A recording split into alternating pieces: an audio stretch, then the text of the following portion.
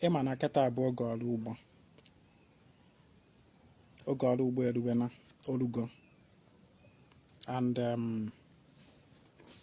for those who have been following me for some years now, Ezinwa Anaedo is accustomed to using farming to elaborate on spirituality, on ordinary nomenal Igbo, on what we understand to be ordinary nomenal Igbo, dịka ndị Igbo. I have been doing this. I have written it in articles and I've made a lot of videos about it. Now, if you are following us on this broadcast, please help us to share and invite friends to view, please. Our messages are very important. Now, I've always said, if you are a good farmer, you are going to be a good spiritualist, definitely. You are going to be a good ordinary Igbo person if you are a good farmer. Why do I say this? If you observe farming, for instance, we are going to make analogy with farming. Farming yam, ekoji, ji. What Igbo understand about spirituality is that understanding of itinye uchu n'ife. Now understand that when it have to do with farming, ekoji, for instance, we have about preparation of the site of the farmland, right? Whereby the farmland is first of all cleared of unwanted plants, weeds, trees, and all that. You clear them. You gather them up together. You burn them. That is getting the site ready for farming. After doing that, you now go into building of molds on the land. We are talking about ekoji like otundeba in Siamia. On our ekoji, I suchacha na sucha ihe ọkụ. Then I will lose all the back on your siaja. You know, that is the cultivation. We're tinye that mold, that aja gathered together, that mold of sand. Now, ji ahụ ga-anọ there. After some days, ji ahụ ebido puputebe ome. The shoot will start coming out. Omeji. Now, the omeji na-apụta. After some days, the farmer will go and get staking stick. That is alolo. The kandeba is abwe. Lunyesi alu dozji.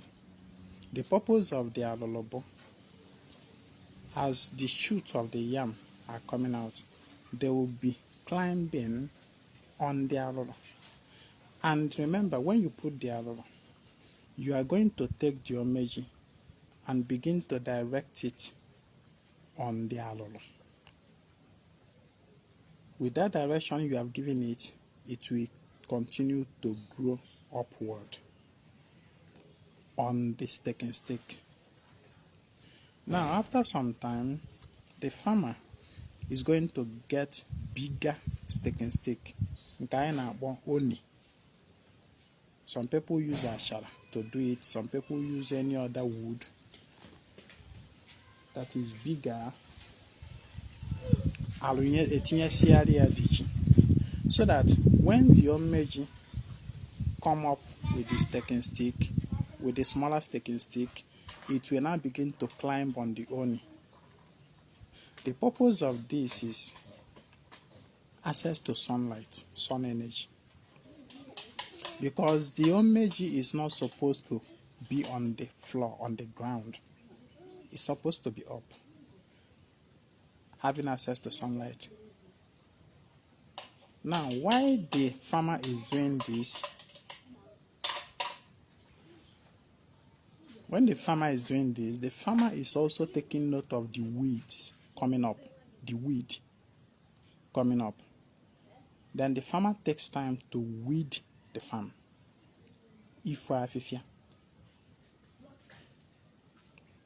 Also, in some cases, the farmer may need to go get some kind of money. Please help me to share this video if you are joining us, please.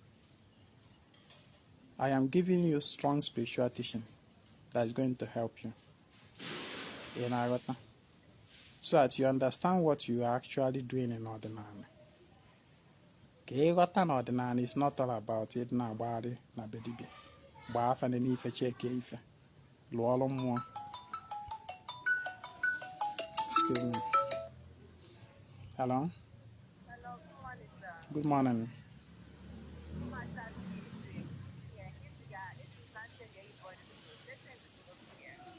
So wild draw. I don't like people calling me. Whenever I tell you shout me, just when you shout me, you wait. Don't call. I'll definitely see your shout and respond. So if you go using our WhatsApp, just message, I'll definitely respond to you, please. I wasn't also because. So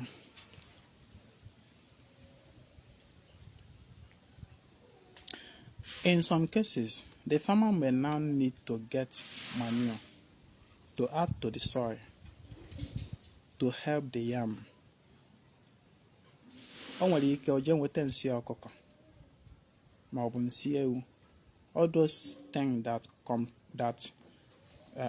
add manure to the soil to help the yam. Now, after all this process, all this care, then come the time of harvest. Why the farmer is taking all this time? Time is going. Over time. You now understand that it is not all about planting the yam. It is about, first of all, clearing the farmland. Clearing the farmland, planting the yam, nurturing it. Nurturing it by taking care of the homage, the shoot, to be able to climb up and access the sunlight, and taking care of the weed, and also manuring the soil before you eventually come to harvest. You find out that farming is for the patient man. It's for the patient man.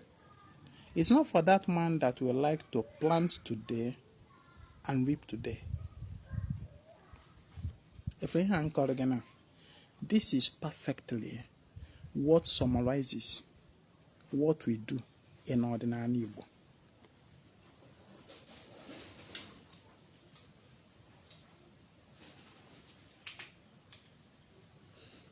All we do in ordinary Igbo. When you come to ordinary, probably you were born a Christian, and then you just jump, you left Christianity for whatever reason, you now come to ordinary. Probably because of solution to problem. Of course, onye ọrụ ugbo na-akọ ọrụ ugbo nwere reason o ji akọ dị ọrụ ugbo. Na ị na-akọ ji, it's either na ị na-akọ ya for economic purpose so that you can sell it and make money, ma ọ bụ na ị na-akọ ya to have food enough to eat in your barn. Yes. Otu anụ akọ dị na onye ọbụla ketara ụka wee bata ọdịnala, o nwere reason. Mana following the due process is now where the problem lies. Please help me to share this video if you are following me, and also comment, and also react. In matters of ordinary, when you now migrate from church to ordinary, there is a need for you to first of all prepare the farmland where you want to cultivate. That farmland is your soul, your life, you. Weapon whatever is not needed on that farmland. The weeds that have grown over the years, remove them. They are not wanted, they are not needed. The weed of Christianity, the weed that you have accumulated from worshiping foreign gods, remove them. Cleanse yourself. Cleansing of self I'm talking about is not about I mean cleansing your soul and reconfiguring your soul back to ordinary. Makana, the weeds, the farmland cannot just be bushy and you begin to cultivate it. No. You have to consciously submit yourself to your forces, your spirit forces. You have to cleanse yourself. Cleansing yourself, renewing yourself. It's church now about ordinary. There's a need for you to, number one, is either on yourself. It's part of the cleansing. On yourself.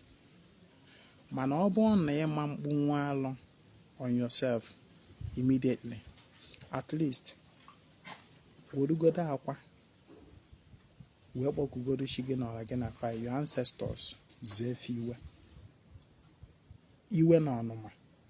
that have accumulated over the years that you have been shouting Holy Ghost fire against your ancestral forces, foundational forces. Zegodu fiwe with aqua. Before I was in handles, all we're going to sing on about this thing. Preparing the farmland. Now, after the preparation, you burn the residues, the weed that you have gathered. You gather them together, you burn them. Burning them meaning giving up that your old self. Giving up that old self that have worshipped the foreign deities that are not ancestral to you. Giving it up. Removing it from yourself, from your mind. That is why you gather the wheat together and you set it ablaze. Then, cultivating. Each is your guwelu back on your aja. That is now the cultivation. Cultivation have to do it. It have to do with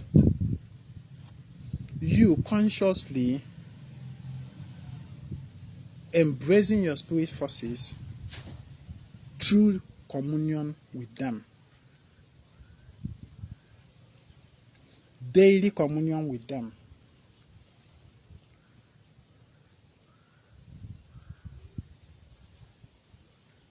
And then when you do this, you also, from time to time, take care of your spirit. Remember, you are like yam bringing out shoot. You have to direct yourself, your body, your soul, your mind towards the light of divinity by constantly washing over yourself,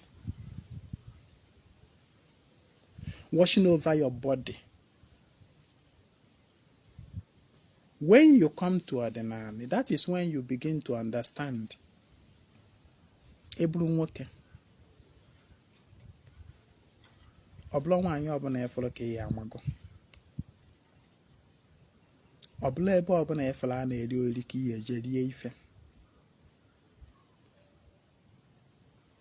Ọbụla ife ọbụla efere iwere tinye n'ọnụ. You begin to curtail certain lifestyle you live. Why? You begin to tame your tongue, your lips. Obloku niile ka ị ga-ekwuzi. N'ọnụ nwanyị niile nwanyị na-agba pla, you begin to consciously gain control over your mouth, your lips, over your emotion. You begin to gain what Ezinwa calls emotional intelligence.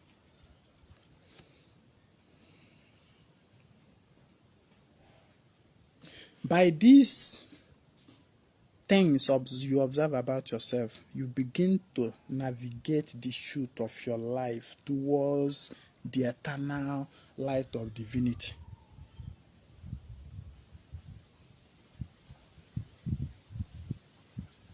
By such navigation, you begin to have access to knowledge, wisdom that will guide you in that your spiritual journey.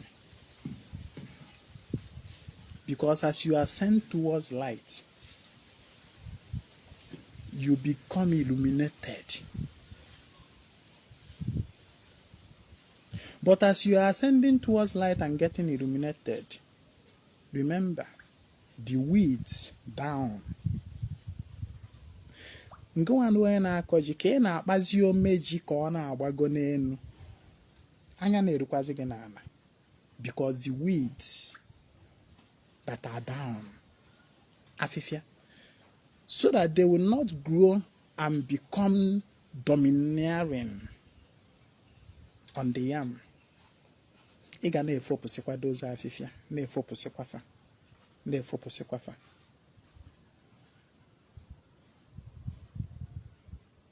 And how do you apply this in your spirituality? Sometimes, those old habits that you have left, that you are trying to leave, will sometimes come up. As they still come up, you begin to remove them. It is journey continues, effort continues. And also you make sure that you don't fall back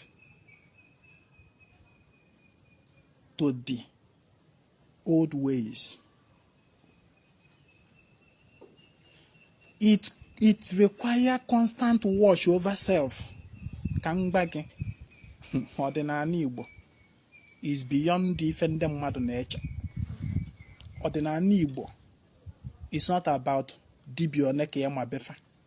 It's not about how many dibia gbagoro gị afa. It's not about how many dibia rugoro gị ọrụ mmụọ. It is about the self.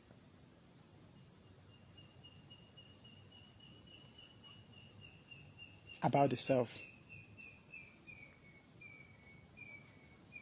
It is about mastering of self. It's not about egbukwa ọkụkọ egbu ewu egbu ebu na egbu efi. It's not about alụkwa ọrụ mmiri ana. See, it is about cultivating of the self, navigating of the self towards the eternal light. Your mind must be purified. Your emotions must be purified. Your physical body must be purified. Your intuition must be perfect.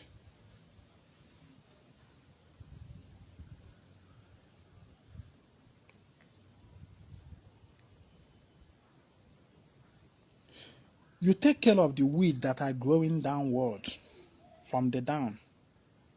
You weed them up before they get too tall. When they are still small, weeding them becomes easier than when they are bigger.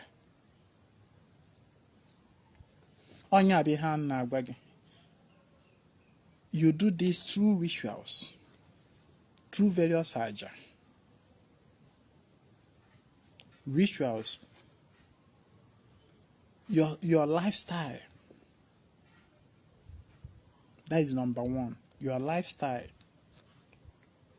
And then through rituals, aja. Rituals like daily practice of Igor for maintaining it. and other rituals as your spirit may suggest to you from time to time. If you are living the life of the spirit, the question of what do I do will vanish. It will evaporate, it will disappear. Because of what? Your spirit will always direct you on what to do. You see this question that people always ask, hey, Ezinwa, what can I do now? Ezinwa, how can I do now? You see all these questions, they will begin to disappear. Your spirit will begin to direct you on the path to follow, what to do. If you say no, it's a question of you and your spirit. If you say that now, it is not about going to meet another person to tell you what to do, or meeting another person to tell you how to do. Your spirit will direct you. Because there is great difference between spirituality and the science. In science,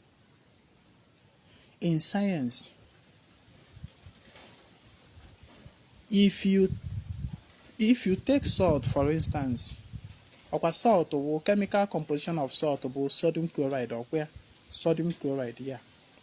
Now, Mr. Okeke will salt by an lab test your salt. Dissociate your salt if you can what sodium and the chloride. Mr. Okafor will look the same salt by an lab dissociate if you can what sodium and the chloride. Mrs. Mbankwo nọ na America nọrụkwa ebe ọ nọ werukwa salt mekwa the same thing if you ga-enwetakwa the same sodium and chloride. Across the entire world, irrespective of onye merie, if you ga-enweta the same result, that is science. Mana in matters of spirituality, it does not amount to the same result. Na science ka ya agba na 1 + 1 is equals to 2. Irrespective of where you are, your location, irrespective of who you are, if you do 1 + 1, you are definitely going to get 2, irrespective of other opinion. That is science. So, mana one na spirituality, 1 + 1 is not always 2.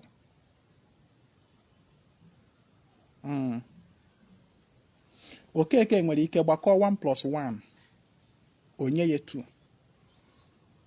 Okorie nwere ike gbakọ 1 + 1, onye ye 0. Okonkwo nwere ike gbakọ 1 + 1, onye ye 100. Mgbankwọ nwere ike gbakọ 1 + 1, onye ye 11. Spirituality does not amount to the same result. Onya ihe na-agba gị. Onya mere nji ekwu. The best way to practice spirituality is the self, you and yourself. It is not about you and the dibia. It's not about you and the pastor. It's not about you and even your mother or your father. It is about you and yourself. Nne gị nwere ike gbakọ 1 + 1 ọ na-enye 2. Nna gị nwere ike gbakọ 1 + 1 ọ na-enye ya 11. Nke nwa nwere ike gbakọ 1 + 1 ọ na-enye gị 0. Nwanne gị nwere ike gbakọ 1 + 1 ọ na-enye 1. You now odoge anya that now what matters is to focus on yourself. Nke ahụ onwe gị, nke ahụ mmụọ gị nyere gị ebu nke dị original to you. If you are operating by the 1 + 1 nne gị gbakọrọ, you may be working against your own spirit. If you are operating by the 1 + 1 nna gị gbakọrọ, it may not align with nke mmụọ gị na-ekwu. If you are operating by 1 + 1 nwanne gị gbakọrọ, it may not be giving you something in alignment with your own spirit. The only 1 + 1 answer that can work for you is that one given to you by your spirit. It is not about dibia. gbara m afa dibịa na-enere m ife cheke ife dibịa lụa. Ghọta na ihe mmụọ is about one with the spirit. And that is why you have to pay attention to your spirit.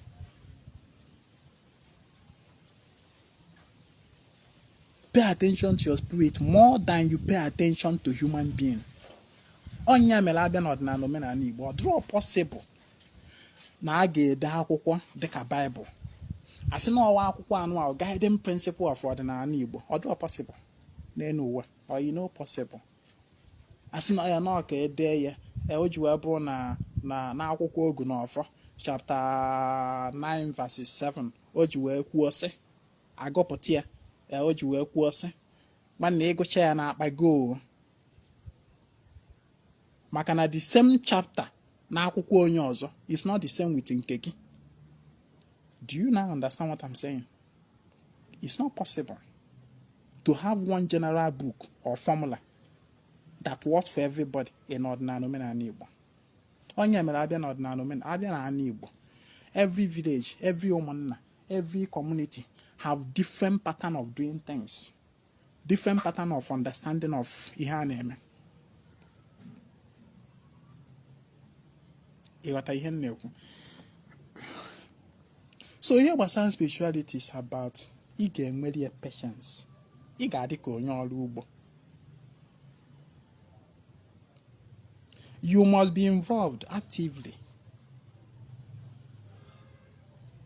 Ị ga-clear the land, prepare it for farming.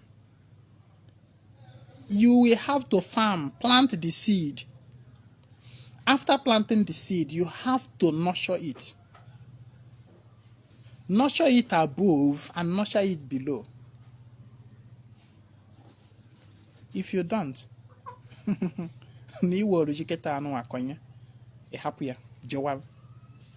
O mejupụtezi ọ na-arị n'ala, ọ na-eko n'ala, ọ na-eko n'ala. Ya na afịfịa na-etolitesi, ya na afịfịa na-azọ sunlight. Ọkụ a na-elegbusi dị omeji. Ya na afịfịa na-anụ ọgụ n'ala. Then during the harvest, ị ga-agbanụ m ife ị ga-eme harvest. What are you going to harvest? Nothing. Emptiness. O nwere ike ji ị ga-egwupụta at the end of the day will be far smaller than ji gụnwa tinyere etinye. Nye aka wee tụsa ozi. Share this message. Ịma na ụdịka ozi anụ, ụdịka teaching anụ, people don't like listening to it. Because it's not about were nke a mee nke a ka ihe ịba ọgaranya. Let farming teach you pure spirituality. Onye ihe na-akọwara gị. Pay attention to yourself. Learn to listen to your spirit. Learn to listen to your spirit. And pay less attention to ihe mmadụ gwara gị. Ị na-aghọta ihe m na-ekwu? By mmadụ ịgwa I mean both dibịa afa. Pay more attention to what your spirit is saying and pay lesser attention to what human being is saying.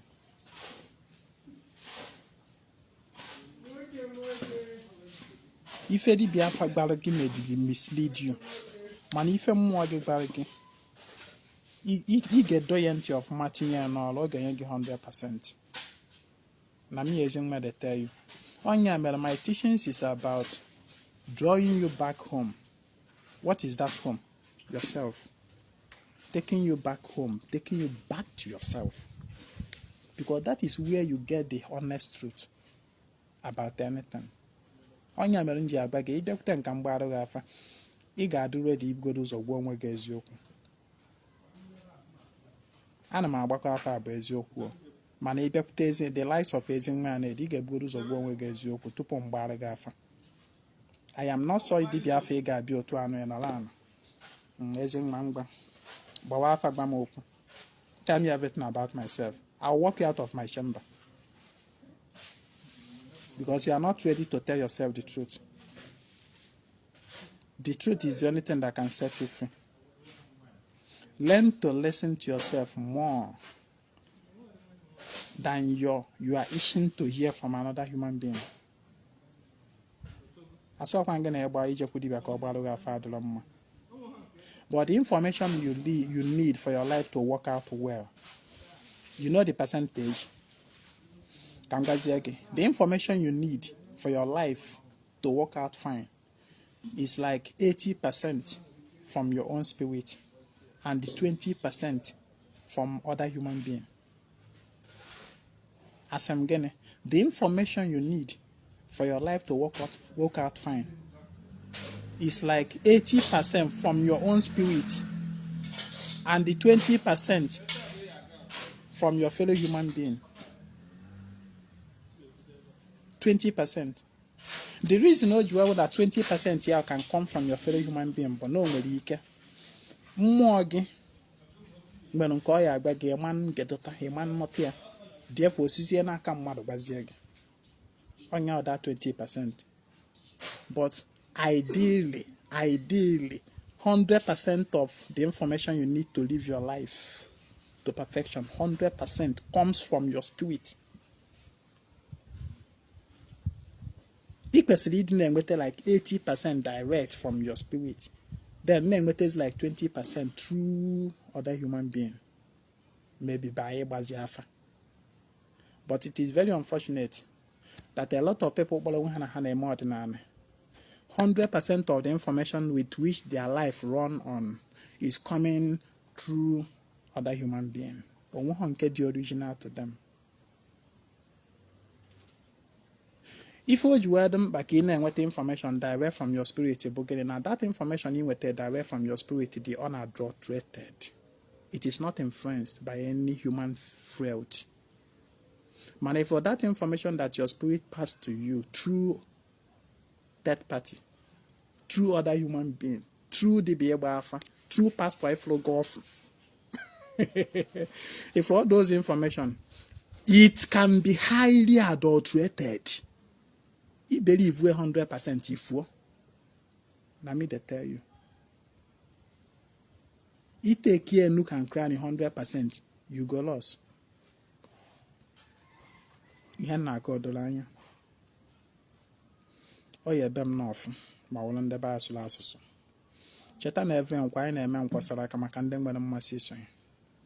Ịchọkwana iso ya na Monthly Ritual n'ime ọnwa April anyị mee ka mma. Chat me on WhatsApp 08032477868. My name is Ezinwa Anaedo. I come for a total restoration of ordinary and omenala Igbo. Kemesian.